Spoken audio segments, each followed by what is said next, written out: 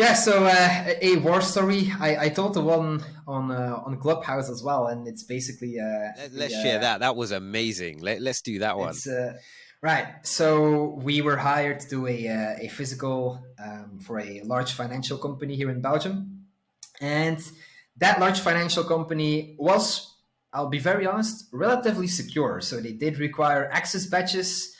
We tried to clone a badge. It didn't work. We tried to just create a fake badge because we did find someone flexing their badge. You often find that, right, when you do some OSINT. Some new guy that joined the company, oh, look at my fancy badge. And I mean, it's so dumb.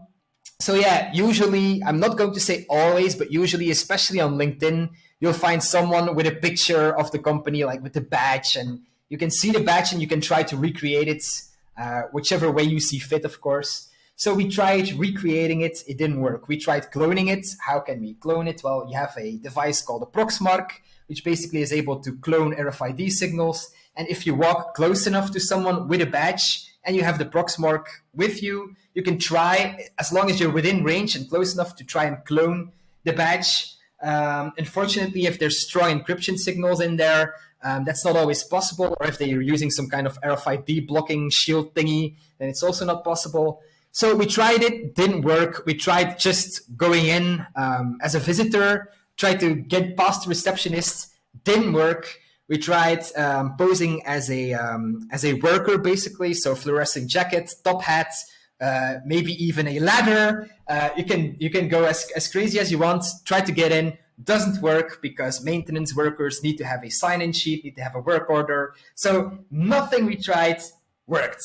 And then there's two things you can do. Either you give up, you say, look, we tried the physical, it didn't work, we didn't manage to get a foothold. But you know, if you do a physical, you always try to get in, right? Even when things are hard, you still keep trying to come up with crazy ideas. And it turns out that physical was actually right around the season of Valentine's Day. So we tried a few times getting in on separate days, didn't work.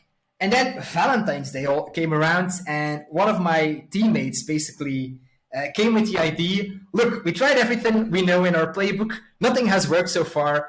Why don't we just try and get in with flowers? Why don't we pose as a flower delivery guy? Why don't we just try to get in that way?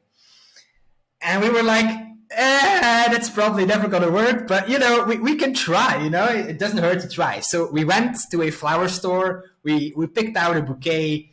I posed as the flower delivery guy. So I had like a clipboard basically with deliveries, fake names, of course, fake addresses. I went with my car to the large financial, got out with the bouquet in my hand, my clipboard in the other hand, started walking up to the receptionist, said, look, I have a delivery for this person. Is she in today? And obviously we knew she was going to be in today because we scoped out the place. We knew that the target went to work almost every single day. So she was in, we knew she was in. And we're like, yeah, she's in. What's this for? I'm like, yeah, I have to deliver these flowers. She's like, no, you can leave them here at the receptionist. She's going to pick them up later. And I'm like, no. I have to have physical proof. My boss requires me to have physical proof that I delivered the flowers to the person themselves. I need to take a picture for my boss. I have to go see her, or can you get her down? She's like, no, I can't get her down, but you know what? You can go up. She's on the second floor. I'm going to give you. So she went with me to the elevator because the elevator is also badge controlled. So she put her badge there. She pressed the second floor, and she basically let me alone at that point. So that was nice. I mean, I was now alone in an elevator, second floor. So elevator opened, second floor. Obviously, probably that's the same in the UK. But what happened was, I immediately, when the elevator door opened, I went around and I started looking for the escalator doors, because not always, but the majority of the time, the elevator is badge controlled, but the escalator door, like the stairs, are not badge controlled. So I immediately went to like the staircase, went all the way to the top floor, because we knew from our intelligence that the top floor was the managerial floor. So went to the managerial floor, got out. I still had my flowers with me in case someone stopped me. I could still get out of there. I was like, yeah, I'm just trying to deliver these flowers. So I went out on the executive floor, looked around very carefully just to see big offices, of course. Executive tend to have big offices. And I found an empty one. Just around the corner. So it was rather secluded, not a lot of passage going on. I tried to lockpick it, and it worked. It wasn't really that big of a lock, so it worked. I got the lockpick in, managed to get into the office of that executive. There was a file cabinet there. The file cabinet was locked, but again, file cabinets don't really have that big of a lock, so you try to lockpick that. Got the file cabinet open as well, and managed to get some confidential information of clients. So there you go. Now I had a picture of me with flowers and the confidential file. Was pretty fun.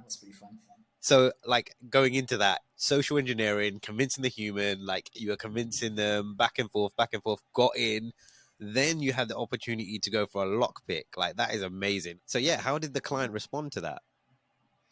They were just impressed by our creative thinking, right? Because we did pat them on the back. We did say, look, we tried a lot of things, nothing worked. Unfortunately for you, it happened to be Valentine's Day, and yeah, it just takes one human that doesn't pay a lot of attention, and it's basically over, right? Yeah, and that's the same with like spearfishing, right? Because it's all playing on the social engineering, the human element, which is how organizations get popped. Yeah.